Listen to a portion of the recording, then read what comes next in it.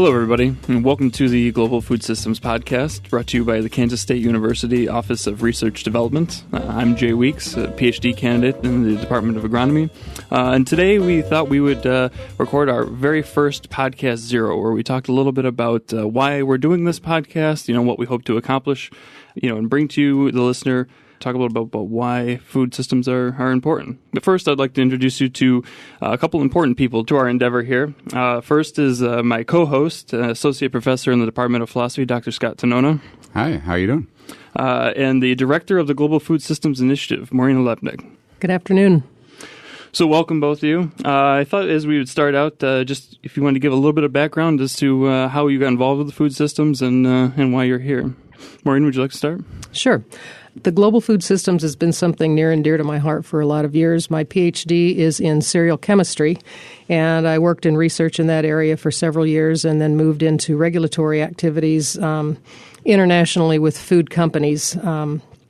Again, I've had a lot of experience and background in the area of foods. I find it highly interesting and moved recently to Kansas State University working on a project that is titled Global Food Systems. And we are in the process now of rolling that out into an active activity here on campus. Scott, what about you? Well, so oddly enough, I have very little to do with global food systems. I am a philosopher of science whose background is actually in history and philosophy of physics. I've done work on the early history and philosophy of quantum theory, but lately I've been getting into general issues about science and society, ethics of science communication, and a variety of more general topics like that. That's what brought me over here, basically. I've been talking about the importance and ethics of science communication, and, there's a story involved there that maybe will come out sometime. It's not an interesting one, so I'm not going to tell it, but here I am. So I have very little expertise in global food systems. I've got lots of interest. I'm here to be kind of a philosopher of science, to ethicist, and just bring up philosophical questions for our guests. That's great. Yeah, we're looking forward to Scott asking a lot of the deep questions about how we approach about some of the global food systems.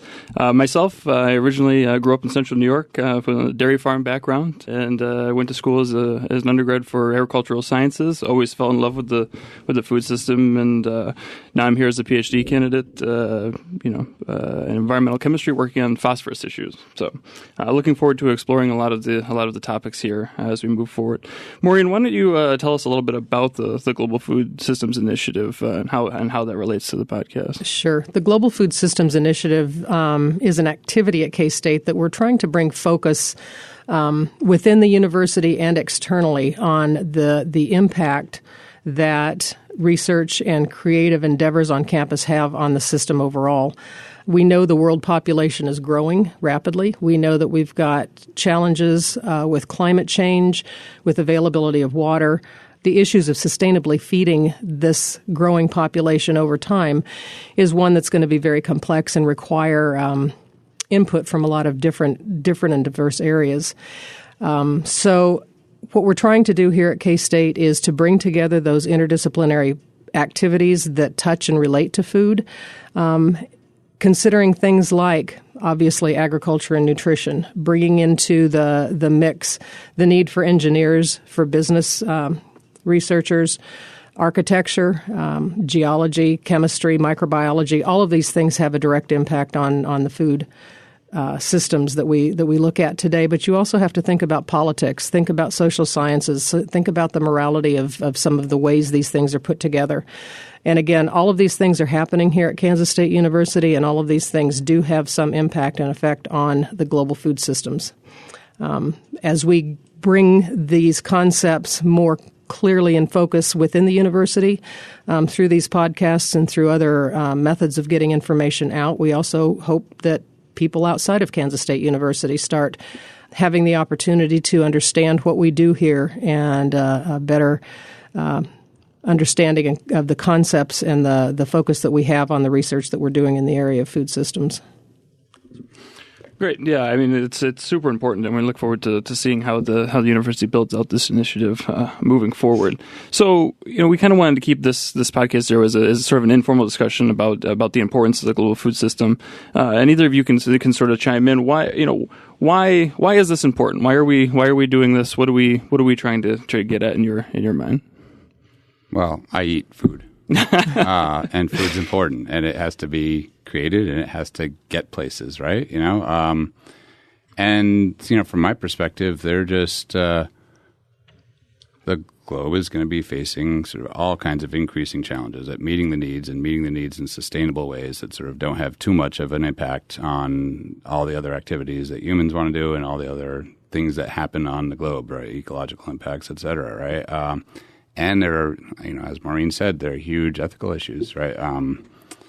In terms of the distribution and proper distribution and how you handle those kinds of things, and then ethics within the science, right? So I think these things are important for people to be paying attention to. I mean, we all eat, but we're pretty disconnected from the food system, right? Most of us are pretty disconnected from where our food comes from. Don't realize it. Don't think about it a lot. And sort of hitting a lot of the challenges that the globe is going to be facing, I think requires us all to be maybe a little bit more in tune. I mean, I think a lot of us don't realize that, if there were major issues with the food system, where are you going to, 2 weeks later, right? The food in the grocery store is going to be gone, right, et cetera, right? And not to be apocalyptic about this, but it's just sort of it points out just how disconnected we are from food, and I think it's important to reflect on things like that. Sure. And I think as we get as some of the issues that you just brought up are identified, the complexity of those problems are such that it won't take a single focus to solve those problems. The need for interdisciplinary groups working and tackling these issues and working together to come up with solutions is going to be the only way we're going to be able to solve some of these things. And that's, again, what the global food systems is going to be about here at K-State. And I think as we move this forward too, we've got to be able to explain what we're doing and how we're approaching these problems in such a way that the average consumer can understand what it's about. People don't really tend to trust science many times. They may not trust some of the other information coming out of higher education. And some of those things need to be brought to a point that it's shared in an understandable way with the consumer. Why do you bring up an interesting point about trusting some of the information? What do you think about that? Why do you think there are some people out there that are so distrustful of the information they're receiving? I think a lot of it is that they don't understand it. And I think a lot of times in science as well, science many times is, I always learned the adage that science is a matter of going down an alley to find out if it's blind. So many times you get started on scientific projects and you present your information and it's proven to be wrong later. Or you don't have enough information to really make the point very clear and concise. And so I think a lot of times scientific information goes out and then it changes. And people say, well, why would we listen to that? Why would we believe in what's happening when we don't always know that what they're saying is right? And that's not to say that what was stated was not right, but it's always going to be an evolving activity, an evolving event of learning more. And it makes it a little bit difficult, and it's hard to understand. So I think understanding is important. And I think also the kinds of things that people see and experience in terms of those changes, like especially in terms of nutrition, right? Sort of the messages that people get with respect to nutrition have changed vastly over, the past decades, right?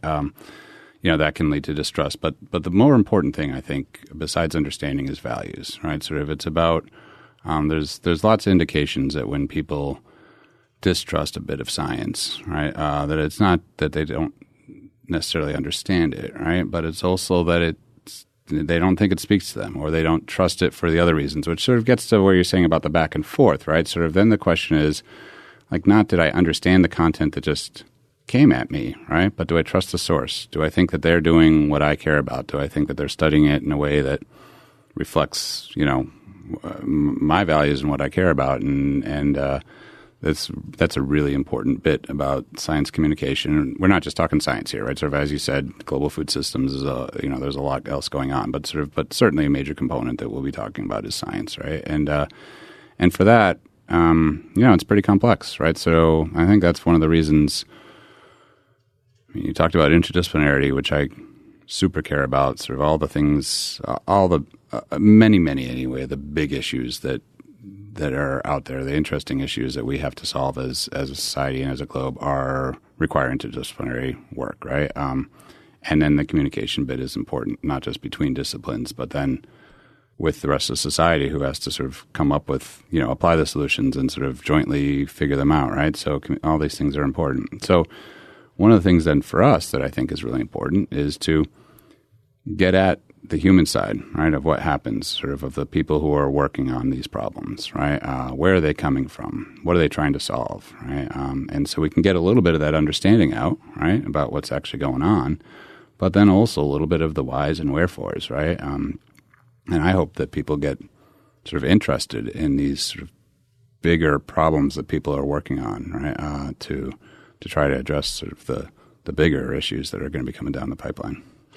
Yeah, I mean, I think you make a good point about the values and the human aspect of what we're trying to do here. I mean, this podcast is going to be pretty informal. You and I are going to be discussing these issues with somebody on campus that does research somewhere related to the food system, and understanding that these people are human, they are fallible, right? And that it's not just this big science that we're working on or that's throwing facts at you. That there are people making decisions behind these things that really have in general most people's best interests at heart. Why do you think that a podcast is particularly suitable for this sort of thing? That's my understanding that podcasts, for one thing, are getting relatively popular. A lot of people listen to them, and if that's the case, it will be a good avenue to get information out to people and help them understand what it is that we are doing at K-State, but also, again, how complex these systems really are, and that you can't look at one particular problem in a box and not understand how other things impact what's going on there. Yeah. I love the new developments in popularity of podcasts and all the different things that are coming out. There are so many other media sources and sources of information people have available to them now. Some of them are becoming pretty information deficit, right? Or sort of come along with a lot of misinformation, and or just don't dig deep into things, right? Sort of I think we have as a society have lost a lot of the opportunities that people have if you're not associated with the university or some other center of learning or something else like that for getting deep into problems. There's still some long form written work that's out there, but it's not, not a lot of people are catching it, right? So, but there's all kinds of podcasts. It's just so many people are listening to things that have all kinds of, great information, but great reflection, great sort of opportunities for thinking about your life and what's important and learning new stuff. There's so many people learning things. I love it. Yeah. Well, yeah, and it's particularly great too. You mentioned the long form sort of written works are difficult for people to find time to explore, right? So this is a good opportunity for people to explore these conversations in their car or while they're exercising and that sort of thing. Exercising, yeah, that's right. Yeah. It's a great format that way. It's interesting also looking at the flip side of that. The flip side of the information that comes out today is usually just in short sound bites, and you really don't get the in-depth background of what that even means. Right. So. Yeah, great. So, listeners, if you're out there, we look forward to bringing you some of these conversations about the food system. We want to explore the human side of science and what K-State researchers are doing to bring you some ideas about, what's going on in the global food system, where we can make improvements, and, why it's such a challenge. So, Scott, Maureen, do you have any final comments? Stay tuned. Hope it's all interesting. Yep. We look forward to what's coming down the pike. Yep. Thanks so much. See you all soon.